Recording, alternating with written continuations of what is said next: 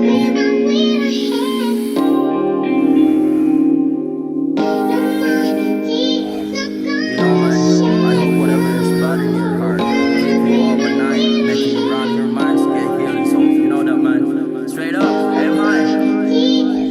is Coast Music.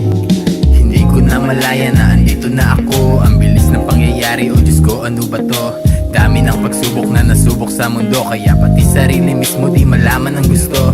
Gusto ko nang yumaman, ngunit ano kailangan? Kailangan positibo at kailangan masipagan, at nais lang mamuhay sa tahimik na tahanan. Kaya ito patuloy lang kahit na dahan-dahan. Ayokong umedad ako ng buhay empleyado, pinipilit umasenso kahit buhay delikado. Iwas sa argumento, ayaw na ng pagtatalo. Sa mga tao sa paligid nating puro negatibo. Wala namang mali sa aking desisyon, sadyang yung panahon ay di pa sumasang-ayon sa aking hangarin na yung gusto magawa. Di para o baka kasi nga ako ay mabigla. Malayo-layo na rin pala, malayo-layo na rin pala.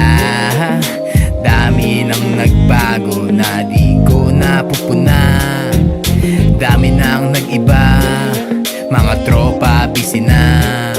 May kanya-kanya tayong tatahakin talaga.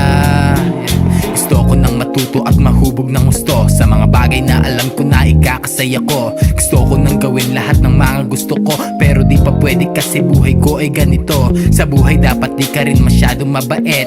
Madaming abusado at namumuhay sa inggit. Kaya prete ka saglit, huwag masyadong makulit. Ako to si Kuya Wiz na medyo malupit. Dami dyan sabi-sabi, pero la ako pake. Isipan ko ay gumagana pagkatapos magkape. Tasabay magsisindi ng join sa tabi. Sabi nga ni Getuge, kung salamat sa kabuti. Sa panaginip ko, lagi ka nang pumapasok. Isip nagugulo, kaya nauubos sa usok. Aminado ako minsan na ako'y nalilito kung paano sasabihin, kasi bakit pa ganito. Malayo-layo na rin pala, malayo-layo na rin pala. Dami nang nagbago na di ko napupuna. Dami nang nag-iba, mga tropa busy na. May kanya-kanya tayong tatahakin talaga. Marijuana will connect you to your deepest personality. Yeah. Free the plant. Free the plant. Free the plant. Yeah.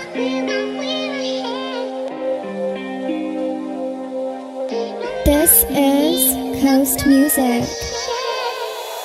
Paghipa ko ng halaman, doon ko na malayan na kahit saan man sa mundo merong kapayapaan. And I just got to realize what did I do in my whole fucking life. Yeah, it's good to be true. At dito ko naisip aking mga dinaanan. Ang dami na pala, hindi ko lang namamalayan.